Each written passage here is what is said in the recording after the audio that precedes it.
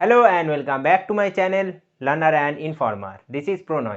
तो आज हम लोग क्या करेंगे, आज करेंगे जो एनएचपीसी इलेक्ट्रिकल क्वेश्चन का सीरीज चल रहा था, उस सीरीज का आज पार्ट 5 है। मतलब पार्ट 4 4 क्लास अपलोड हो चुका है।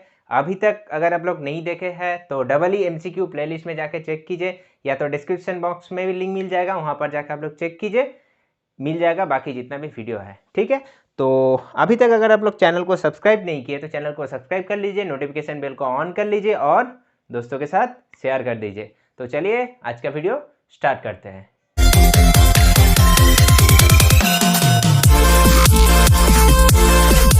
तो आज का वीडियो में मैक्सिमम थियोरेटिकल क्वेश्चन है। थियोरेटिकल क्वेश्चन आप लोग करिए, हर टाइम न्यूमेरिकल अच्छा नहीं लगता है। इसका पहले जो वीडियो था पार्ट 4 में, उसमें थोड़ा डिफरेंट टाइप्स ऑफ न्यूमेरिकल हम लाए थे।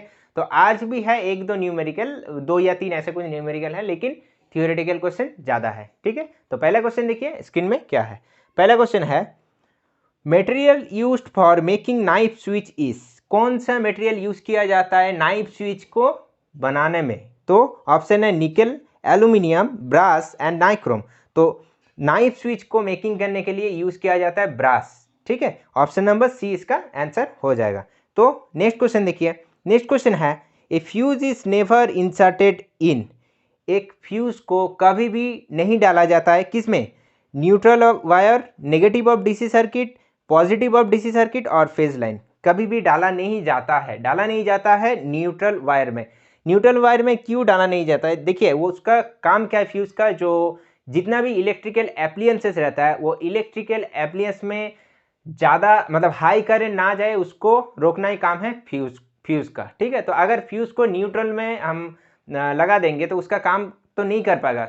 वो अगर फेज या लाइव वायर में लगाएंगे तब उसका काम कर पाएगा। इसीलिए हम लोग फ्यूज को कभी भी न्यूट्रल वायर में नहीं लगाते हैं। ठीक है, तो नेक्स्ट क्वेश्चन देखिए। नेक्स्ट क्वेश्चन क्या है? नेक्स्ट क्वेश्चन है which of the following circuit breaker has lower operating voltage. इसमें से कौन सा सर्किट ब्रेकर का ऑपरेटिंग वोल्टेज बहुत कम है? ऑप्शन नंबर है air brake, option number A है एयर ब्रेक, दूसरा है बल कॉइल, तीसरा है SF6 एंड चौथा है वैक्यूम। तो इसमें से सबसे कम ऑपरेटिंग वोल्टेज है एयर ब्रेक सर्किट ब्रेकर। एक होता है एयर ब्लास्ट, एक होता है एयर ब्रेक। तो आप लोग याद रखिए, एयर ब्रेक सर्किट ब्रेकर जो होता है उसमें क्या होता है, सबसे ऑपरेटिंग वोल्टेज कम होता है। ये क्वेश्चन आता है, इवन SSC JEE में आ चुका है क्वेश्चन। ठीक है, सो नेक्स्ट देखिए। नेक्स्ट क्वेश्चन है which of the following is not a part of the circuit breaker. इसमें से कौन सा सर्किट ब्रेकर का पार्ट नहीं है? ऑप्शन क्या है? अच्छे से ऑप्शन देखिए, ऐसे ही निकल जाएगा आंसर, इतना इजी है। Operating mechanism, conservator, explosion pot, fixed and moving contact. तो इसमें से कौन सा सर्किट ब्रेकर का हिस्सा नहीं है? तो ऑप्शन क्या होगा? ऑप्शन होगा आपका ऑप्शन नंबर बी, कॉन्जर्वेटर। क्योंकि देखिए, देख के आप लोग को पता चल रहा है कॉन्जर्वेटर किसका है। कॉन्जर्वेटर है आपका ट्रांसफार्मर का। तो ट्रांसफार्मर का जो कॉन्जर्वेटर पार्ट रहता है वो सर्किट ब्रेकर में क्या करेगा? तो ऑप्शन नंबर बी यहाँ पर आंसर होगा, जो सर्किट ब्रेकर का हिस्सा कौन नहीं है? कंजर्वेटर। ठीक है, नेक्स्ट क्वेश्चन देखिए। नेक्स्ट क्वेश्चन है, आज हम बोले कि थ्योरेटिकल क्वेश्चन ज़्यादा होगा।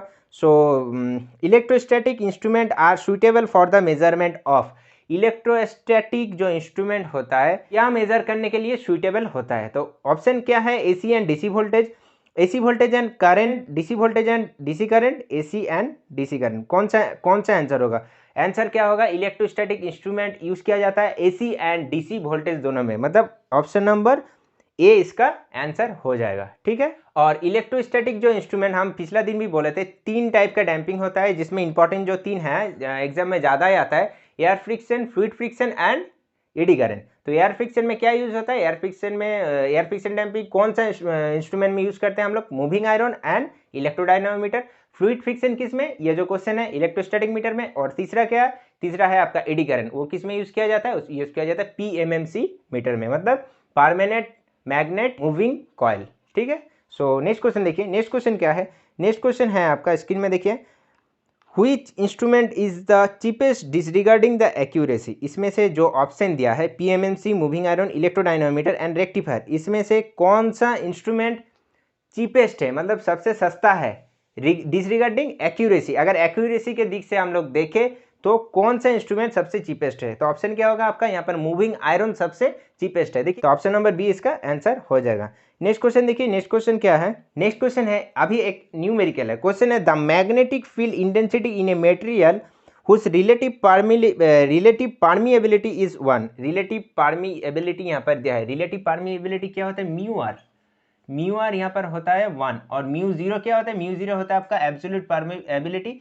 इसका वैल्यू क्या होता है 4 पाई इंटू 10⁻⁷ ठीक है। तो क्या म्यू जीरो का वैल्यू हम बता दी, म्यू आर का वैल्यू बता दी। तो क्या पूछा है, when the flux density is 0.005 T. यहाँ पर फ्लक्स डेंसिटी भी दिया है। फ्लक्स डेंसिटी हम लोग किससे रिप्रेजेंट करते हैं, बी से, 0.005 टी। इससे हम लोग यूज करते हैं फ्लक्स डेंसिटी बी से यूज करते हैं 0.005 टी। तो क्या पूछा है, magnetic field intensity in a material, वो जो मटेरियल का मैग्नेटिक फील्ड इंटेंसिटी क्या होगा। तो यहाँ पर फॉर्मूला क्या यूज होता है, फॉर्मूला यूज होता है देखिए B equals to mu zero into H, या तो म्यू इंटू एच। तो म्यू का जगह हम लोग क्या लिख सकते हैं, mu zero into mu r into H. तो एच क्या है, एच है आपका मैग्नेटिक फील्ड इंटेंसिटी। तो मैग्नेटिक फील्ड इंटेंसिटी निकालने के लिए क्या करने पड़ेगा, B upon mu zero into mu r equals to H. अगर इसको कैलकुलेशन करेंगे, बी का वैल्यू है 0.005 डिवाइडेड बाय म्यू जीरो हम बता दिए 4 पाई इंटू 10⁻⁷ और म्यू आर है आपका 1। अगर इसको कैलकुलेशन करेंगे, आप लोग कैलकुलेशन कर सकते हैं, यहाँ पर नहीं कैलकुलेशन करेंगे। तो कैलकुलेशन अगर करेंगे तो क्या आएगा आंसर, आंसर आएगा आपका 3980। देखिए ऑप्शन है 3980 एम्पियर टर्न पर मीटर, ये आपका ऑप्शन नंबर डी इसका आंसर हो जाएगा। ठीक है, यहाँ पर अगर कैलकुलेशन आप खुद से भी कर सकते हैं, कैलकुलेशन खुद से अगर करेंगे तो आपका ज़्यादा प्रैक्टिस होगा, इसलिए हम यहाँ पर कैलकुलेशन नहीं करते हैं। ठीक है, तो ये है आपका आंसर। नेक्स्ट क्वेश्चन देखिए, नेक्स्ट क्वेश्चन देखिए, नेक्स्ट क्वेश्चन एक सर्किट देखिए यहाँ पर ड्रॉ किया हुआ है। तो क्वेश्चन क्या है, क्वेश्चन देखिए स्क्रीन में है, what will be the value of current drawn from the voltage source for the circuit given below. यहाँ पर जो सर्किट है, ये सर्किट में वोल्टेज सोर्स से कितना करंट ड्रॉ कर रहा है, ठीक है, ये पूछा है यहाँ पर। तो करंट हम लोग कैसे निकालेंगे, देखिए वोल्टेज दिया है और क्या क्या दिया है, वोल्टेज यहाँ पर दिया है, वोल्टेज दे दिया है और रेजिस्टेंस दिया है। तो ये वोल्टेज सोर्स से कितना करंट जा रहा है वो हम लोगों को निकालना है। तो अगर यहाँ पर एक काम करना है हम लोग को पता है, हम इस टाइप का, मतलब सर्किट थोड़ा अलग था लेकिन इस टाइप का हम न्यूमेरिकल ऑलरेडी करा चुके हैं। तो क्या करना है, यहाँ पर इक्विवेलेंट रेजिस्टेंस निकालना है। अगर इक्विवेलेंट रेजिस्टेंस निकाल देंगे, वोल्टेज है तो हम लोग का करंट निकल जाएगा। तो अगर इक्विवेलेंट रेजिस्टेंस निकालना है तो कैसे निकालेंगे, देखिए यहाँ पर 10 ओम है, इस 10 ओम के साथ पैरेलल में और एक 10 ओम है, 20 ओम के साथ और एक 20 ओम पैरेलल में है। ठीक है, और इसके साथ ये सीरीज में है और ये बाद में हम देखते हैं क्या सीरीज में है ना पैरेलल में है। ठीक है, तो चलिए कैसे हम लोग पहले कैसे सॉल्व करेंगे, पहले हम अगर इधर से स्टार्ट करते हैं तो कैसे हम लोग सॉल्व करेंगे। देखिए ये जो 20 पैरेलल है, इसको हम लोग क्या कर देंगे, सीरीज में कर देंगे। तो हम पिछले दिन बताए थे जो पैरेलल में रहता है डिवाइडेड बाय 2 कर देते, मैंने मतलब 20/2, मतलब ये दोनों पैरेलल से सीरीज में कन्वर्ट हो गया, क्या होगा 10 ओम। तो ये आपका हो गया, ये टोटल लेके, रुकिए दूसरा कलर से हम देखते हैं। ये आपका हो गया, हम सर्किट एक ड्रॉ कर देंगे। ये आपका हो गया कितना 20/2, मतलब आपका ये हो गया 10 ओम। और ये भी हम छोटा कर देंगे, ये आपका हो गया 10/2 5 ओम। तो अगर सर्किट को रीड्रॉ करें तो कैसा होगा, देखिए फटाफट ड्रॉ कर लेते हैं। ये आपका 60 वोल्ट, ये आपका हो गया 5 ओम। ठीक है, बीच में आपका है 40 ओम। फिर क्या होगा, देखिए हम यहाँ पर क्या बोले 60 वोल्ट, ये हो गया आपका, यह आपका 5 ओम, यह है आपका 40 ओम, और ये दोनों क्या हुआ 10 ओम, और इसके सीरीज में है 20 ओम। ठीक है, ये 10 ओम और 20 ओम। अगर 10 ओम और 20 ओम क्या है आपका सीरीज में है, इसको ऐड कर देंगे तो मेरा एक रेजिस्टेंस हो जाएगा। तो एक रेजिस्टेंस मानिए हम ये वाला रेजिस्टेंस ओनली कर रहे हैं, तो ये आपका क्या होगा 10 + 20 = 30 ओम। तो इसको हटा दे रहे हैं हम, ठीक है, दोनों को हम हटा दे रहे हैं। तो मेरा फिर उससे भी छोटा हो गया सर्किट। तो देखिए क्या हुआ 60 वोल्ट, ये 5 ओम, 40 एंड 30 ओम। तो 40 एंड 30 ओम फिर क्या है पैरेलल में, ये पैरेलल में करेंगे तो एक सीरीज में आ जाएगा। तो 40 एंड 30 अगर पैरेलल में करेंगे, 40 पैरेलल 30 क्या होगा 40 × 30 अपॉन 40 + 30 70, ये क्रॉस हो गया तो कितना होगा 120/7 ओम। ये दोनों आ गया 120/7 ओम। तो फिर अगर रीड्रॉ करेंगे सर्किट को तो कितना होगा, देखिए ये तो सीरीज में आ जाएगा, ये 5 ओम फिर इसके साथ 120/7 ओम। बस ऐसे मेरा सर्किट आ गया, फाइनल सर्किट मेरा आ गया। ये है आपका 60 वोल्ट, ये आपका है 5 ओम, ये आपका है 120/7 ओम। फिर इससे भी छोटा अगर करेंगे तो क्या करेंगे, दोनों सीरीज को ऐड कर देंगे। तो ये दोनों को ऐड करेंगे तो कितना होगा 120/7 + 5, तो एलसीएम मेरा जाएगा 7, 120 + 35, तो कितना आएगा 155/7। तो आपका क्या आ गया टोटल, जो आर इक्विवेलेंट मेरा आ गया 155/7 ओम। तो मेरा वोल्टेज है, आर इक्विवेलेंट मिल गया तो करंट भी मिल जाएगा। तो क्या करेंगे, आई इक्वल्स टू V/R। वोल्टेज मेरा कितना है, वोल्टेज है आपका 60 और आर निकला है 155/7। तो 155 ऊपर में 7 को मल्टीप्लाई कर देंगे तो कितना आएगा 420/155। इसको अगर कैलकुलेशन करेंगे तो लगभग देखिए क्या आंसर आएगा, 2 पॉइंट समथिंग ऐसा कुछ आंसर आएगा। देखिए ऑप्शन में है यहाँ पर 2.71, यहाँ पर आंसर आपका आ जाएगा 2.71 एम्पियर। ऑप्शन नंबर सी इसका आंसर हो जाएगा। आई होप आप लोग समझ गए ये कैसे हम लोग हम कैसे कर दिए। ठीक है, कैसे, पहले तो आर इक्विवेलेंट निकाल लिया, बस इजी था, ये एसएससी जेईई में आया था ये क्वेश्चन। ठीक है, तो नेक्स्ट क्वेश्चन देखिए। नेक्स्ट क्वेश्चन क्या है, which among the following state has largest install capacity of wind power generation. इसमें से कौन सा स्टेट में लार्जेस्ट इंस्टॉल कैपेसिटी है विंड पावर जनरेशन के लिए, कौन सा स्टेट में सबसे ज़्यादा कैपेसिटी है। तो इंस्टॉल कैपेसिटी है ऑप्शन नंबर डी, तमिलनाडु में आपका सबसे ज़्यादा इंस्टॉल कैपेसिटी है विंड पावर जनरेशन के लिए। नेक्स्ट क्वेश्चन देखिए। नेक्स्ट क्वेश्चन है which of the following luminaires has highest colour rendering index value. इसमें से जो ऑप्शन दिया है, ऑप्शन क्या है आपका, sodium vapour lamp, metal halide, fluorescent lamp, incandescent lamp. ये चार में से किसका CRI सबसे ज़्यादा है। CRI मतलब क्या होता है, CRI होता है आपका कलर रेंडरिंग इंडेक्स। तो इसका आंसर क्या होगा, आंसर होगा आपका इनकैंडेसेंट लैम्प का सबसे ज़्यादा होता है CRI। कलर रेंडरिंग इंडेक्स क्या होता है, CRI मतलब इनकैंडेसेंट लैम्प का सबसे ज़्यादा होता है, इसका होता है CRI 100 सबसे ज़्यादा होता है। ये वेरी वेरी इंपॉर्टेंट है। और सबसे लो किसका होता है, सबसे लो होता है low pressure sodium lamp. Low pressure sodium lamp का सबसे लो होता है -44। ठीक है, CRI क्या होता है, CRI मतलब किसी भी ऑब्जेक्ट को आप लोग कितना नेचुरली देख सकते हैं। मतलब अगर कोई टी शर्ट देख रहा है, अगर मानिए यही टी शर्ट देख रहे हैं, तो अगर हम लोग इनकैंडेसेंट लैम्प कहीं पर इनकैंडेसेंट लैम्प ग्लो कर रहा है तो वहाँ पर हम लोग जाके देखेंगे तो एक्चुअल कहाँ पर कहाँ ये जो टी शर्ट में कौन पार्ट में कौन सा कलर है वो हम लोग नेचुरली बहुत अच्छा से देख पाएंगे। तो उसी को कहा जाता है, जो कोई भी चीज़ जितना नेचुरली देख पाएंगे, जितना क्लियरली देख पाएंगे, उसको कहा जाता है CRI। मतलब ऐसे नॉर्मली हम समझा दिए। CRI का क्या फुल फॉर्म है, कलर रेंडरिंग इंडेक्स। तो चलिए नेक्स्ट क्वेश्चन देख लेते हैं। नेक्स्ट क्वेश्चन क्या है, नेक्स्ट क्वेश्चन है एक इंडक्शन मोटर से क्वेश्चन है। An induction motor has a short circuit current equal to 5 times the full load current. ठीक है, ये तो पहला इंफॉर्मेशन है। देन क्या है, फुल लोड स्लिप आपको दिया है 4%। फुल लोड स्लिप कितना है, 4%। And if the motor is started by doll starter, doll starter means direct online starter से अगर ये जो मोटर स्टार्ट कर रहा है तो then the ratio of the starting torque to the full load torque is given by. तो starting torque to full load torque for DOL starter के लिए एक फॉर्मूला होता है। देख लीजिए, जिस कोई भी कैंडिडेट को अगर अभी भी पता नहीं है तो T starting upon T full load torque क्या होता है, full load slip into starting current upon full load current whole square. ये आपका डॉल स्टार्टर के लिए फॉर्मूला होता है। ठीक है, तो डॉल स्टार्टर के लिए ये फॉर्मूला होता है। अगर आपका यहाँ पर स्टार डेल्टा हो जाता है या स्टार डेल्टा हो जाता है तो आपका 1/3 यहाँ पर हो जाएगा, इंटू 1/3 हो जाएगा। अगर आपका ऑटो ट्रांसफॉर्मर हो जाएगा तो x² इंटू हो जाएगा। ठीक है, तो वो बाद में देखेंगे, उस टाइप का क्वेश्चन भी हम लाएंगे। तो ये वाला क्या होगा आपका, कैसे, देखिए इस फुल लोड स्लिप यहाँ पर दिया है। फुल लोड स्लिप क्या होता है यहाँ पर 4%, मतलब 0.04 फुल लोड स्लिप। और इसका वैल्यू क्या होगा, I starting upon I full load. यहाँ पर देखिए पहले short circuit current equal to 5 times the full load current. Short circuit current equals to starting current equals to 5 times the full load current. तो I starting upon I full load नहीं निकाल सकेंगे हम लोग 5, तो I starting upon I full load की जगह हम लोग बैठाएंगे 5। तो कितना होगा 4/100 इंटू 25। तो 25 4 जा 100, 4 गया तो मेरा आंसर आ गया 1। तो T starting by T full load मेरा आंसर क्या आएगा 1। ऑप्शन नंबर सी इसका आंसर हो जाएगा। क्लियर हो गया आई होप। नेक्स्ट क्वेश्चन देख लीजिए। नेक्स्ट क्वेश्चन है, in a single phase induction motor running at a slip of 5%। एक सिंगल फेस इंडक्शन मोटर है, रन कर रहे किस में 5% स्लिप में, with reference to forward bias. Reference क्या है, forward bias. The slip with reference to backward, the slip with reference to backward field. तो बैकवर्ड फील्ड में स्लिप का रेफरेंस कितना होगा, ये तो इजी है, आप लोगों को पता है। देखिए डायरेक्ट फॉर्मूला क्या होता है, जब आपका फॉरवर्ड बायस होता है, जब फॉरवर्ड बायस में क्या होता है एस, जो डबल रिवॉल्विंग फील्ड थ्योरी है वो अगर देखना है तो पूरा डिटेल समझाने पड़ेगा, लेकिन ये तो क्वेश्चन सीरीज है इसलिए हम डायरेक्टली बता दे रहे हैं।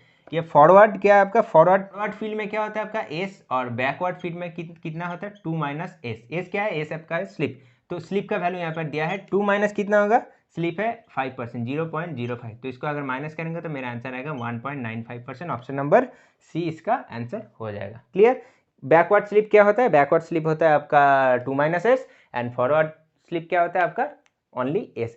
तो ये आपका वेरी वेरी इंपॉर्टेंट है, ये पार्ट जो है ना बहुत ज़्यादा इंपॉर्टेंट है, ये मैक्सिमम एग्जाम में आता है और एसएससी में तो आता ही है। ठीक है, तो इसीलिए हम एनएचपीसी के लिए भी ये हम करा दिए। ठीक है, तो चलिए नेक्स्ट क्वेश्चन देख लेते हैं। नेक्स्ट क्वेश्चन क्या है, नेक्स्ट क्वेश्चन है a current of 4.8 ampere is flowing in a conductor. एक कंडक्टर में कितना करंट फ्लो हो रहा है, 4.8 एम्पियर। ठीक है, नेक्स्ट देखिए, नेक्स्ट है the number of electron flowing per second through the conductor in electron per second will be. तो number of electron per second में कितना फ्लो हो रहा है ये आपको पूछा है। ठीक है, तो number of electron per second, तो कैसे हम लोग करेंगे, देखिए पिछले दिन आप लोगों को हम समझाए थे कि एक अगर कंडक्टर में से क्यू चार्ज फ्लो हो रहा है टी सेकेंड के लिए, तो मेरा करंट कितना होता है, करंट होता है आपका I equals to Q upon T. ये फॉर्मूला आप लोगों को हम बताए थे। तो क्यू इक्वल्स टू हम लोग क्या लिख सकते हैं, यहाँ पर पूछा है number of electron per second. तो देखिए कैसे निकालते हैं, आई इक्वल्स टू क्यू, क्यू के जगह हम लोग क्या लिख सकते हैं, क्यू के जगह हम लोग लिख सकते हैं number of electrons into charge on one electron. N है आपका नंबर ऑफ इलेक्ट्रॉन्स, ई है charge on one electron, divided by T. T यहाँ पर क्या पूछा है, यहाँ पर पूछा है आपको नंबर मतलब कितना इलेक्ट्रॉन एक सेकेंड में आपका जा रहा है, यही आपको पूछा है। तो देखिए कैसे हम लोग करेंगे, आई का वैल्यू यहाँ पर दिया है, डिवाइडेड बाय ई को इधर लेके आ जाएंगे, और यहाँ पर पूछा है नंबर ऑफ इलेक्ट्रॉन कितना सेकेंड में, डिवाइडेड बाय टी, इसीलिए number of electron divided by T. तो आई का वैल्यू कितना है, आई का वैल्यू यहाँ पर दिया है, देख लेते हैं। आई का वैल्यू शायद 4.8 एम्पियर है, हाँ आई का वैल्यू है 4.8 एम्पियर, यहाँ पर कर देते 4.8 एम्पियर। और charge on one electron I hope आप लोगों को पता है 1.6 इंटू 10⁻⁹ होता है। तो मेरा इसको अगर कैलकुलेशन करेंगे तो मेरा आंसर क्या आ जाएगा, मेरा आंसर आ जाएगा 3 इंटू 10⁻19। कौन सा ऑप्शन में है, ऑप्शन है ऑप्शन नंबर ए इसका आंसर है। ठीक है, तो हम क्या बोले, यहाँ पर पूछा भी है, अच्छा से देख लीजिए आप लोग, electron per second, number of electron per second, number of electron per second, इसीलिए एन अपॉन टी किए थे। ठीक है, चलिए नेक्स्ट क्वेश्चन देखिए। नेक्स्ट क्वेश्चन फिर एक सर्किट का है, देखिए for what value of R L in ohms it receives maximum power. ये सर्किट में बोल रहा है कि आर एल का कितना वैल्यू होगा जब ये मैक्सिमम पावर रिसीव करेगा। तो जब हम लोग मैक्सिमम पावर रिसीव करता है और आर एल का वैल्यू हम लोगों को निकालना है, तब क्या करते हैं हम लोग, तब हम लोग करते हैं अगर लोड के अक्रॉस रेजिस्टेंस निकालना है तो क्या करते हैं, अगर वोल्टेज सोर्स रहता है तो वोल्टेज सोर्स रहता है तो क्या करते हैं short circuit, and current source रहता है तो क्या करते हैं ओपन सर्किट। हम लिख दे रहे वोल्टेज सोर्स अगर रहेगा तो क्या करेंगे शॉर्ट सर्किट, अगर करंट सोर्स रहेगा तो क्या करेंगे ओपन सर्किट। तो यहाँ पर क्या है, यहाँ पर है वोल्टेज सोर्स, तो यह हो जाएगा आपका शॉर्ट, और हम लोगों को निकालना है आर एल। तो आर एल अगर हम लोगों को निकालना है तो कैसे निकालेंगे, तो अगर सर्किट को रीड्रॉ करते हैं, जब इसको शॉर्ट कर दिए, अगर शॉर्ट कर दिए यहाँ पर देखिए छोटा से हम ड्रॉ कर देते सर्किट को, देखिए ये शॉर्ट हो गया, या तो बीच में एक रेजिस्टेंस है। ठीक है, देखिए ये शॉर्ट, फिर क्या निकालना है हम लोग को, निकालना है आर एल और आर टी एच, ये आपको निकालना है। तो क्या क्या क्या वैल्यू है, ये है आपका 6 ओम, एंड ये है 4, एंड ये है आपका 3।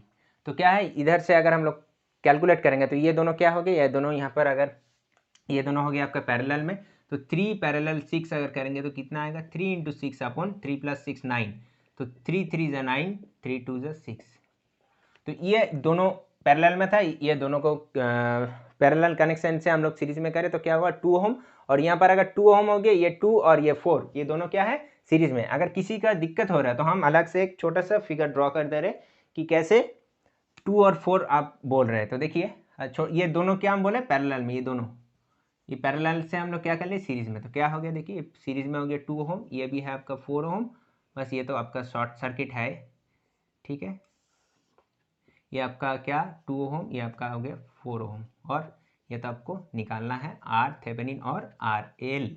क्लियर। सो ये क्या हो गया आपका सीरीज में, तो 4 और 2 जब सीरीज में रेजिस्टेंस रहता है तो क्या होता है ऐड होता है, तो 4 और 2 ऐड करेंगे तो मेरा आंसर आ जाएगा 6 ओम। 6 ओम किसका आंसर है, 6 ओम इसका आंसर है। लोड रेजिस्टेंस का आंसर आ गया है 6 ओम। आई होप क्लियर हो गया। तो ऑप्शन नंबर क्या होगा, देखिए ऑप्शन नंबर कौन सा ऑप्शन में ये आंसर है पता नहीं है, देख लेते एक बार। ऑप्शन नंबर बी इसका आंसर हो जाएगा 6 ओम। ठीक है, तो यही था आज का क्वेश्चन, जितना ही था क्वेश्चन। तो देख लीजिए क्वेश्चन, अगर कहीं पर अगर डाउट रहा तो आप लोग कमेंट बॉक्स में कमेंट करिए। हम इसका बाद जो वीडियो आएगा वो वीडियो में हम वो डाउट आप लोगों के लिए क्लियर कर देंगे। ठीक है, और हम जो बताए थे तो आप लोग अगर चाहते हैं तो टॉपिक वाइज लाएंगे हम, तो वो आप जरूर कमेंट बॉक्स में कमेंट कीजिएगा कि भैया टॉपिक वाइज आप क्वेश्चन लाइए। तो आप जैसे कर सकते हैं, ये अगर कर सकते हैं तो ऐसा भी कर सकते हैं। नॉर्मली डिफरेंट टाइप्स ऑफ इसमें क्वेश्चन होता है, देखिए देख पाते होंगे आप। सर्किट जितना भी हम एनएचपीसी के सिलेबस में बताया सब का क्वेश्चन होता है, कंट्रोल से स्टार्ट करके सब कुछ, पावर प्लांट का, सर्किट ब्रेकर का, स्विच गियर का, फिर इलेक्ट्रॉनिक्स, इलेक्ट्रोमैग्नेटिज्म का भी एक दो क्वेश्चन हम डाल देते हैं। ठीक है, तो अगर यही अच्छा लगता है यही हम कंटिन्यू करेंगे। अगर ये अच्छा नहीं लगता है तो एक काम कर सकते हैं आप लोग, टॉपिक वाइज कर देंगे, डीसी मशीन, फिर इंडक्शन मोटर, फिर कंट्रोल सिस्टम, ऐसे धीरे धीरे टॉपिक वाइज करेंगे तो वो भी अच्छा रहेगा। तो जैसे आप लोग चाहते हैं वैसे हम करेंगे। ठीक है, तो अगर अच्छा लगा तो जरूर आप लोग चैनल को सब्सक्राइब कर लीजिए, नोटिफिकेशन बेल को ऑन कर लीजिए और दोस्तों के साथ शेयर कर दीजिए। और मेरा जो एक दूसरा चैनल है लर्न विथ प्रोनोय, डिस्क्रिप्शन बॉक्स में लिंक है, वो आप लोग जाके सब्सक्राइब कर लीजिए। और जो टेलीग्राम चैनल है, टेलीग्राम चैनल भी क्या है, लर्न विथ प्रोनोय, वो टेलीग्राम चैनल में जाके आप लोग जुड़ जाइए। और इंस्टाग्राम भी सेम आईडी है, इंस्टाग्राम में अगर कुछ प्रॉब्लम रहा तो बात कर सकते हैं मेरे साथ। ठीक है, तो आज तक के लिए इतना ही। Thank you and good bye.